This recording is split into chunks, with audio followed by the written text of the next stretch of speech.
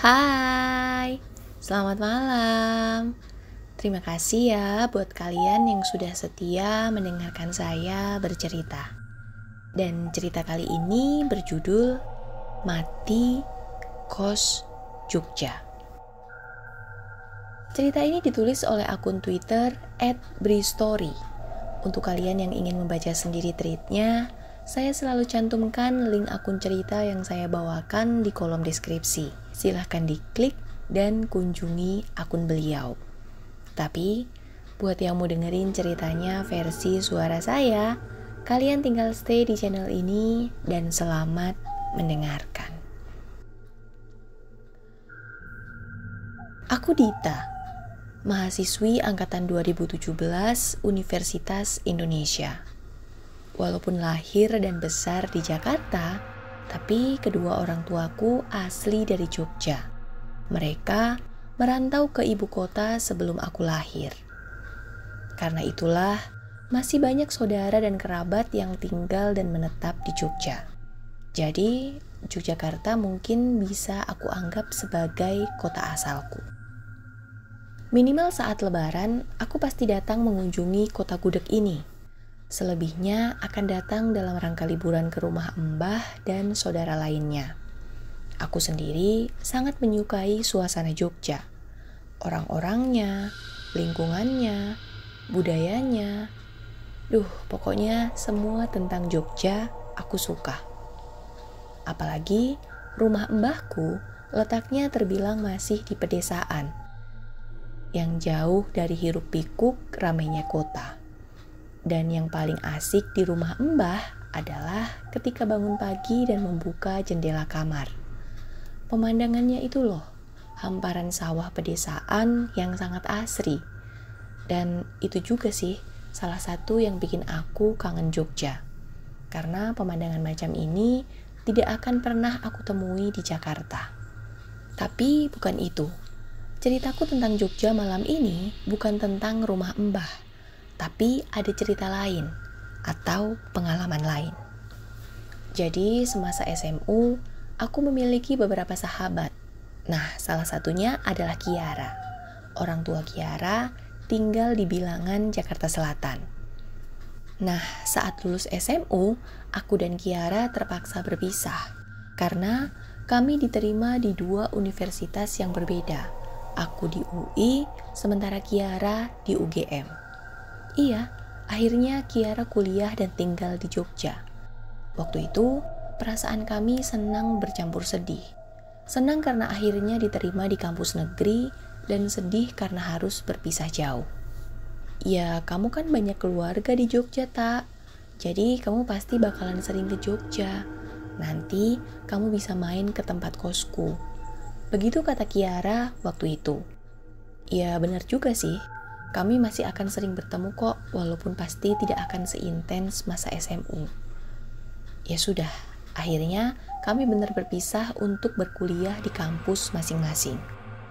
Seiring berjalannya waktu, benar adanya. Beberapa kali aku datang mengunjungi Kiara di Jogja kalau ada libur beberapa hari. Sekalian datang ke rumah Mbah juga.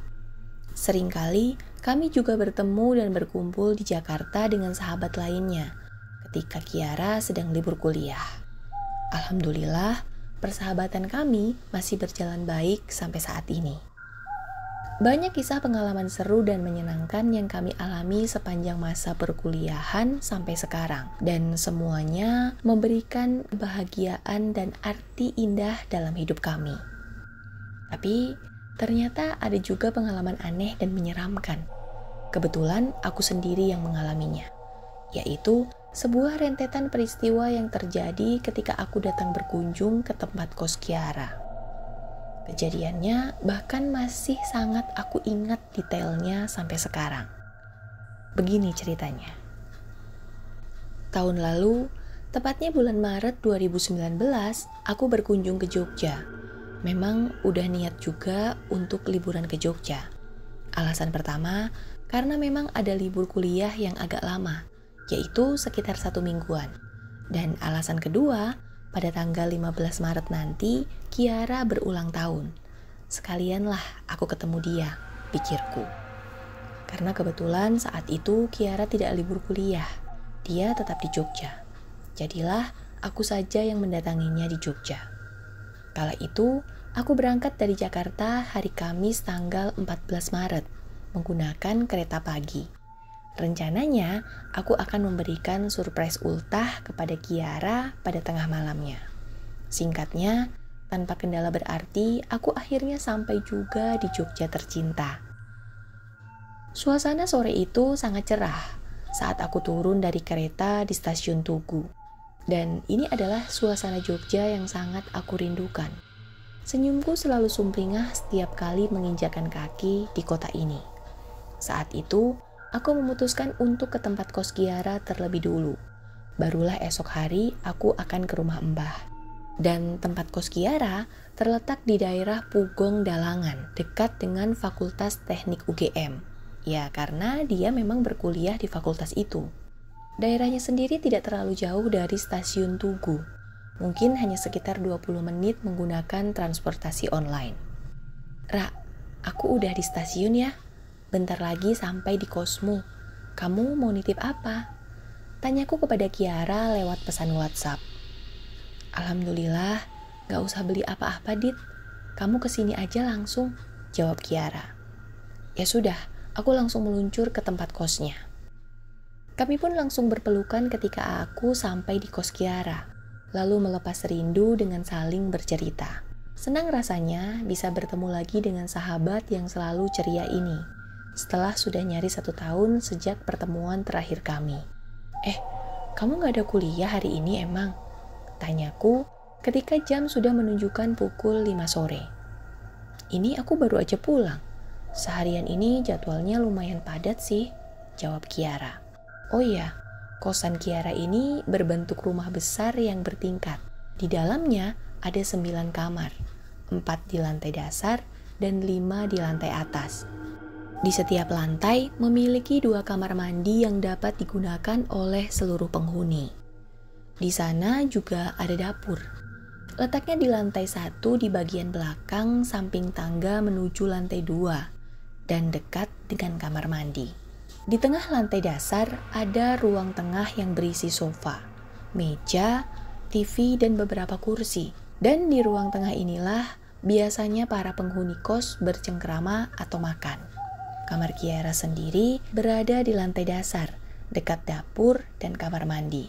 Sebelah kamar Kiara ada 1 kamar, sementara 2 kamar lain berada di depannya terpisahkan oleh ruang tengah. Dan di ruang tengah inilah kami berbincang seru pada sore itu. Menurutku, tempat kos Kiara cukup besar dan juga nyaman. Kiara bilang waktu itu rumah kos sedang tidak full. Hanya ada 5 kamar yang berpenghuni, sedangkan 4 sisanya kosong. Karena memang kebetulan para penghuninya baru saja pindah. Perbincangan seru kami akhirnya harus terhenti karena waktu maghrib tiba. Dan seluruh penghuni masuk ke kamar masing-masing untuk sholat. Begitu juga dengan kami. Selesai maghrib, Kiara pamit keluar sebentar untuk beli makanan. Dit, aku keluar bentar ya. Kamu di sini aja istirahat. Kalau mau, kamu duduk nonton TV di ruang tengah. Ada Dewi tuh. Kamu udah kenal kan? Begitu kata Kiara. Siap bos, santai. Tapi kamu jangan lama-lama ya, jawabku. Setelah itu, Kiara pun pergi. Beberapa menit kemudian, aku memutuskan keluar kamar, menuju ruang tengah untuk menonton TV. Dan benar kata Kiara tadi, ternyata ada Dewi. Sini Dit, nonton TV sini. Ngapain sih di kamar sendirian? Ucap Dewi ramah ketika melihatku muncul dari dalam kamar. Ya sudah, akhirnya aku berbincang dengan Dewi di ruang tengah.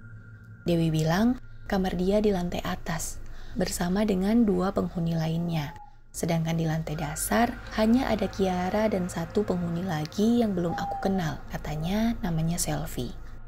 Dewi juga bilang rencananya nanti malam jam 12 tepat dia dan teman kos lain akan memberi kejutan ulang tahun buat Kiara. Jadi nanti menjelang jam 12 kamu kebagian tugas jagain Kiara ya. Jangan sampai dia keluar kamar. Aku bareng Selvi nyiapin kue ultah dan lilinnya. Begitu kata Dewi. Wah, kejutan ultah. Ini bakal seru. Begitu pikirku dalam hati. Tapi kala itu hanya sebentar kami berbincang karena Dewi mendadak masuk ke kamarnya untuk menerima telepon. Setelah Dewi pergi, tinggal aku sendirian di ruang tengah. Saat itu masih jam 7 lewat sedikit. Tapi di dalam rumah kos ini sudah sangat sepi. Hanya suara TV yang terdengar dengan volume sedang, walau sesekali terdengar suara kendaraan melintas di jalan depan. Tapi ya tetap saja, isi rumah cenderung sepi.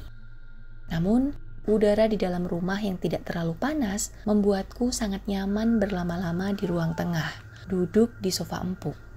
Bahkan semakin lama dudukku ini makin bersandar sampai posisiku nyaris rebahan. Kiara lama juga ya beli makannya. Begitu ucapku dalam hati ketika nyaris 1 jam Kiara belum pulang juga. Dalam kesendirian, jari tanganku sesekali menekan remote tombol TV, mencari saluran yang nyaman di hati. Dan kenyamanan ini membuatku mengantuk, ditambah lagi dengan kondisi tubuh yang lelah karena perjalanan dari Jakarta tadi siang. Saat itu mataku mulai kerip-kerip ngantuk. Layar TV pun jadi agak kelihatan ngeblur karenanya. Wah, aku benar-benar ngantuk. Bahkan nyaris tertidur. Iya, nyaris, karena akhirnya rasa kantuk mendadak hilang setelah aku dikagetkan oleh suara pintu yang mendadak terbuka. Dan itu adalah pintu kamar sebelah kamar Kiara yang letaknya persis berada di depanku. Kamar yang sejak sore tadi aku pikir dalam keadaan kosong, ternyata ada penghuninya. "Mbak," sapaku menegur perempuan yang muncul dari dalam kamar itu. Berbahasa basi sambil membenarkan posisi duduk menjadi tegak kembali. Perempuan ini masih muda dan juga cantik. Sepertinya dia adalah mahasiswi yang masih satu angkatan denganku. Kala itu dia membalas sapaanku dengan senyuman. Iya, hanya senyuman. Dia kemudian sempat berhenti sebentar di depan pintu kamarnya. Dan kami bertatapan beberapa detik sebelum dia melanjutkan langkah ke belakang rumah. Sepertinya dia berjalan menuju kamar mandi atau dapur. Aku tidak tahu pasti karena setelah itu Kiara datang dan langsung mengalihkan perhatianku. "Maaf ya, lama tak. Tadi aku ketemu teman kampus, jadinya ngobrol deh." Begitu kata Kiara sambil cengengesan. Setelah itu, kami tetap di ruang tengah, makan dan lanjut berbincang. Perbincangan menjadi lebih seru dan ramai, karena belakangan Dewi datang lagi untuk bergabung. Ditambah, Selvi juga baru pulang sekitar jam 10. Berempat, kami berbincang senda gurau di rumah besar ini. Sampai akhirnya, jam sudah menunjukkan pukul 11:30. Dewi dan Selvi memberiku kode supaya mengajak Kiara masuk ke dalam kamarnya, memberi kesempatan bagi mereka untuk menyiapkan kue kejutan ulang tahun Kiara. Oh iya, sebelumnya Dewi juga bilang kalau nanti jam 12 tepat akan ada beberapa teman dari kos-kosan sebelah yang juga akan bergabung memberikan kejutan untuk Kiara. Jadi bukan hanya kami bertiga. "Ra, ke kamar yuk. Aku ada titipan dari papa kamu di tas tuh," kataku sedikit berbohong. Kiara pun nurut dan dia ikut ajakanku masuk kamar. Setelah di dalam kamar, pintu sengaja aku tutup supaya pergerakan Dewi dan Selvi tidak terlihat. Beberapa menit kemudian, aku lihat dari jendela kamar, lampu ruang tengah mati. Mungkin sengaja dimatikan oleh Dewi, jadinya gelap gulita. Entah Kiara sadar atau enggak dengan adanya pergerakan Dewi dan kawan-kawan di luar kamar, tapi yang jelas kejutannya berhasil. Jam 12 lebih sedikit, Dewi mengetuk pintu kamar, lalu Kiara membuka pintu. Surprise! Dewi, Selvi, dan beberapa teman lainnya sudah berkumpul di ruang tengah dengan kue ulang tahun di tangan. Ruang tengah pun menjadi heboh dan ramai. Tapi masih dalam keadaan gelap karena lampu belum dinyalakan. Saat heboh dan ramai dalam gelap itulah aku melihat ada hal yang aneh. Aku baru ingat dengan perempuan yang tinggal di kamar sebelah. Perempuan yang aku sapa ketika sedang sendirian di ruang tengah jam 8 tadi. Kala itu, ruang tengah masih gelap gulita dan penerangan hanya dibantu oleh sedikit cahaya dari luar rumah yang masuk dari sela-sela jendela. Setelah sebelumnya agak terang karena ada cahaya lilin dari kue ultah, walaupun hanya sebentar, karena Kiara meniup lilin itu hingga padam. Nah, saat gelap itulah aku melihat perempuan kamar sebelah Kiara itu. Tapi anehnya, dia hanya berdiri diam di depan pintu kamarnya. Padahal kami tengah heboh dan juga ramai. Baru saja aku berniat hendak mengajaknya bergabung, tiba-tiba ruang tengah kembali terang benderang karena ada yang menyalakan lampunya. Seketika, teriakan heboh ramai kami kembali meriuhkan suasana, menghalangi pandanganku ke perempuan sebelah kamar Kiara.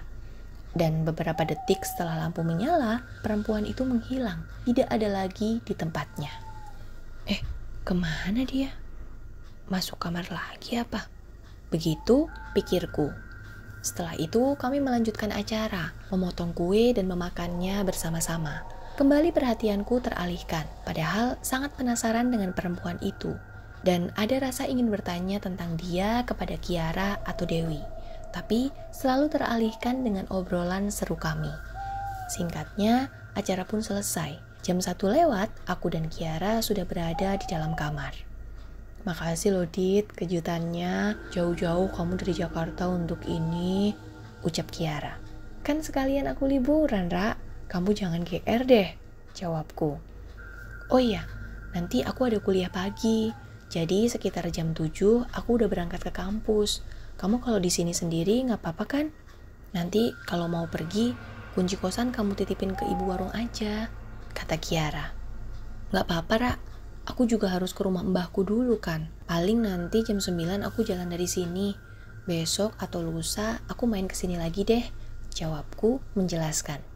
Jadi Kiara bilang dia ada kuliah pagi dan akan meninggalkanku di tempat kosnya. Ya sudah, tidak apa. Lagi pula aku harus ke rumah mbah. Kangen juga dengan beliau.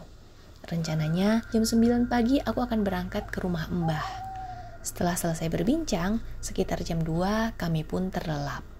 Pagi harinya, aku sempat terbangun sebentar sekitar jam setengah 7 ketika Kiara pamit berangkat ke kampusnya. Tapi setelah itu terlelap lagi kira-kira 1 jam. Hampir jam 8 aku baru benar-benar bangun dari tidur, lalu berniat untuk ke kamar mandi. Suasana rumah kos ini sangat sepi, tidak terdengar suara penghuninya. Menurutku, mungkin mereka semua sudah beraktivitas di kampus. Tidak terdengar juga suara TV dari ruang tengah, jadi benar-benar sepi. Hanya sesekali terdengar suara kendaraan yang melintas di jalan depan. Selebihnya, hening. Dari sela jendela kamar, aku juga melihat kalau ruang tengah masih gelap. Hanya cahaya sinar matahari yang sedikit menembus masuk dari jendela depan. Ketika nyawa sudah benar-benar terkumpul, barulah aku berdiri untuk beranjak keluar kamar. Tapi ketika belum sempat membuka pintu, dari jendela, lagi-lagi aku melihat perempuan yang tinggal di kamar sebelah. Kebetulan dia melintas di depan kamar Kiara, berjalan ke arah dapur dan kamar mandi. Dia belum berangkat ngampus ternyata. Begitu pikirku dalam hati. Saat itu, aku sedikit lega melihat dia. Karena berarti aku tidak benar-benar sendirian di rumah besar ini. Setelah bergumam sendiri, dengan niat bulat, aku pun keluar menuju kamar mandi. Sesampainya di depan kamar mandi, yang letaknya di samping tangga ke atas dan di depan dapur, ternyata aku tidak melihat perempuan itu. Padahal tadi aku sudah berniat hendak bertegur sapa lagi dengannya. Tapi ternyata dapur kosong, tidak ada orang. Begitupun dengan 2 pintu kamar mandi yang semuanya dalam keadaan terbuka. Itu menandakan kalau tidak ada orang yang sedang menggunakannya. Kemana dia? Mungkin naik ke atas kali ya? Sekali lagi aku bergumam, mengambil kesimpulan sendiri.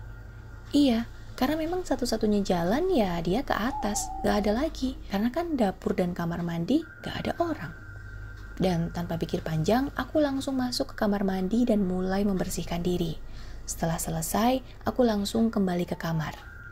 Di dalam kamar, aku membiarkan pintu dalam keadaan terbuka. Jadi dari dalam dapat terlihat ruang tengah dengan jelas. Kemudian, aku sibuk membereskan tas.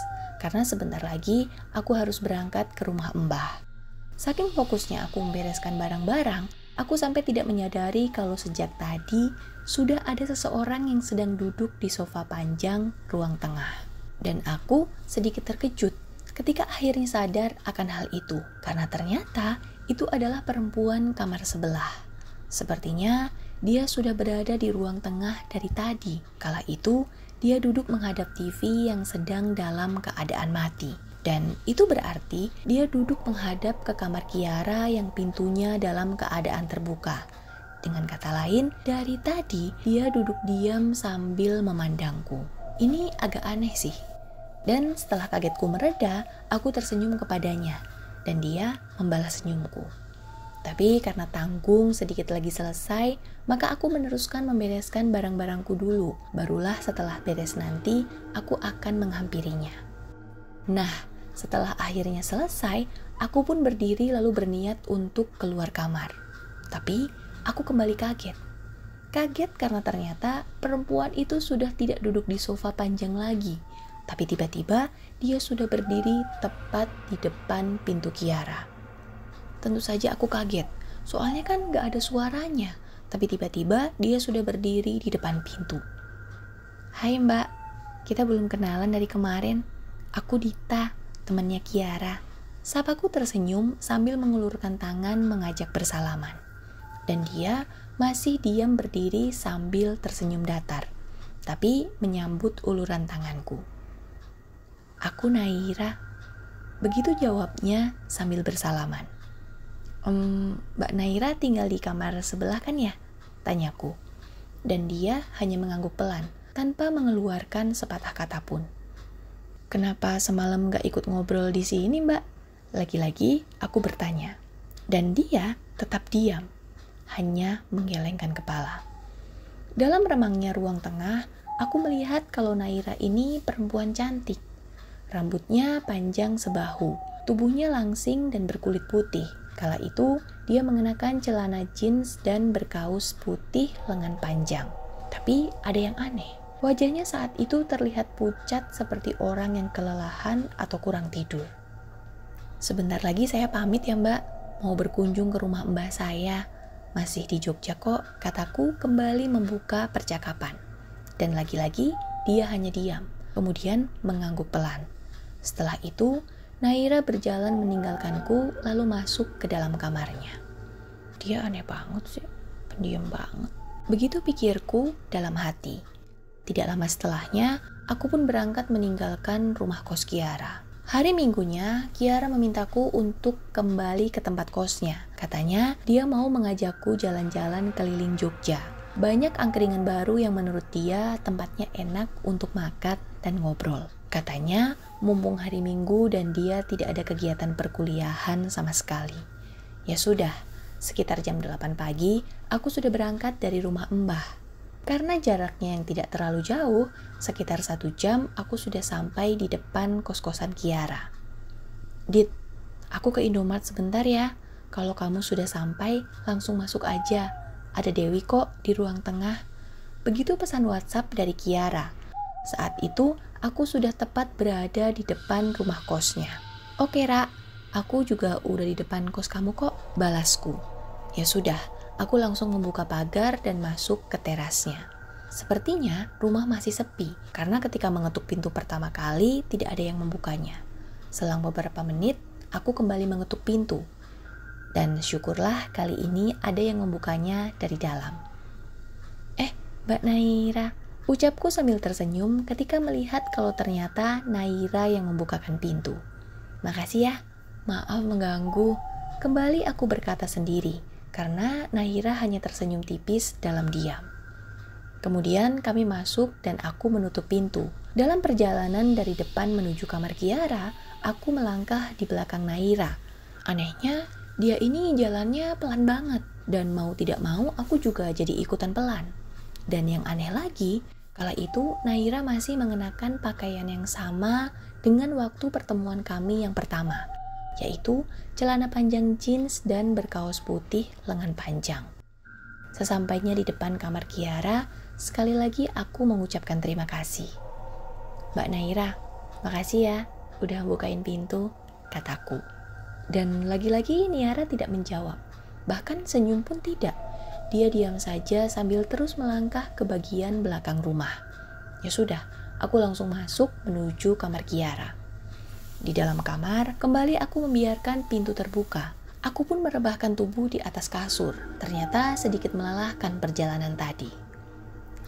Dita, gitu dong main kesini lagi, kata Dewi. Dan suaranya ini benar-benar bikin aku kaget. Karena tiba-tiba dia sudah ada di depan pintu. Iya nih, Kiara mau ngajak aku jalan katanya. Jawabku. Oh gitu. Lah, Kiaranya mana? Kemana dia? Tanya Dewi. Ke Indomaret sebentar katanya. Tadi aku datang dia udah gak ada. Jawabku. Terus siapa yang bukain pintu buat kamu tadi? Naira, yang tinggal di kamar sebelah. Hari Jumat kemarin kami udah kenalan kok, kataku. Mendengar jawabanku, raut wajah Dewi tiba-tiba berubah. Dia kelihatan kaget mendengar jawabanku. Naira kamar sebelah? Serius kamu? Gak salah denger nih? Bukan selfie, Dit? Rentetan pertanyaan yang keluar dari mulutnya menggambarkan kalau Dewi sangat kaget mendengar jawabanku. Bener, Wi, aku yakin. Naira kamar sebelah. Emang kenapa sih?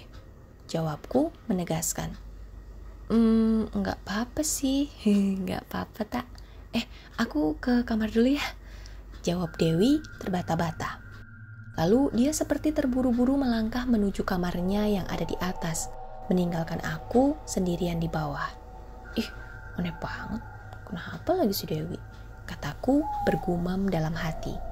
Selang 15 menit kemudian, akhirnya Kiara datang juga. Paras wajahnya cerah ceria melihatku. Hari ini kita jalan-jalan ya. Sekalian mampir ke warung kopi punya temanku yang baru buka. Enak deh tempatnya. Begitu Kiara bilang. Lalu kami pun berbincang panjang lebar. Tapi perbincangan mendadak berhenti ketika sudah sampai di bahasan tentang Naira. Jadi tadi Dewi kan yang bukain pintu? Tanya Kiara. Bukan, Ra. Bukan Dewi, tapi Naira. Teman kamu yang di kamar sebelah ini loh, jawabku. Hah? Naira? Serius tak? Kembali Kiara bertanya. Dan kali ini dengan wajah serius. Pada kenapa sih? Kamu persis kayak Dewi tadi deh. Langsung aneh gitu pas aku nyebut Naira. Emang ada apa sih? Tanyaku. Nanti aja deh ceritanya. Kita jalan sekarang aja yuk, kata Kiara tiba-tiba. Dia pun langsung mengajakku pergi saat itu juga. Ih, ada apa sih mereka ini? Batinku. Singkat cerita, kami akhirnya sampai di tempat warung kopi milik temannya Kiara. Disinilah Kiara bercerita panjang lebar. Dit, kamu yakin yang bukain pintu tadi namanya Naira? Tanya Kiara dengan mimik serius. Yakin, Ra. Kan waktu hari Jumat kemarin kami juga sempat kenalan. Waktu kamu udah pergi kuliah itu loh, jawabku. Kemudian Kiara mengeluarkan ponselnya, lalu menunjukkan aku sebuah foto yang ada di dalamnya. Ini bukan orangnya, yang berdiri di tengah, kaos putih, ini, tanyanya. Aku pun memperhatikan foto itu dengan seksama. Foto seseorang yang aku kenal. Iya, betul, itu orangnya. Ada apa sih, Ra? Tanyaku. Lalu Kiara pun menjelaskan. Kalau orang ini yang kamu lihat, benar, itu namanya Naira. Dia kos di kamar sebelah kamarku. Mahasiswi sini juga, angkatan 1 tahun di atas kita. Kata Kiara mengawali cerita. Terus, kenapa dengan dia? Kok kamu sama Dewi kayak aneh gitu pas aku nyebut nama Naira? Tanyaku. Jadi, Naira itu udah meninggal sebulan yang lalu, Dit. Kecelakaan motor sama adiknya ketika mau pulang ke rumahnya di Semarang. Adiknya sih selamat, sementara Naira meninggal di tempat, jawab Kiara. Seketika, aku terdiam mendengar kalimat itu keluar dari mulut Kiara. Jadi, rumah kosku itu ada 9 kamar. Sebelum Naira meninggal, semua kamar terisi penuh. Tapi setelah dia meninggal, satu persatu penghuninya pergi pindah kos. Alasannya mereka masih pada suka ngeliat Naira gitu di rumah. Jadi mereka ketakutan sehingga memutuskan pindah kos. Nah sekarang di rumah itu tinggal menyisakan aku, Dewi, Selvi, Rena sama Indri. Dan Rena sama Indri ini udah jarang banget di kos itu. Mereka lebih sering menginap di kos temennya. Dan denger-denger sih mereka ini sambil cari kosan yang baru karena mereka ketakutan. jelas Kiara. Tentu saja, aku terhenyak mendengar penjelasan panjang dari Kiara. Terkejut karena aku beberapa kali sudah berinteraksi dengan Naira yang ternyata sudah meninggal 1 bulan sebelumnya. Sekian cerita seram kali ini. Semoga bisa mencukupi asupan horor kalian malam ini. Jika kalian suka, silakan klik tombol like. Dan jika kalian berkenan, boleh banget dukung saya dengan cara klik tombol subscribe channel ini. Sugeng Dalu!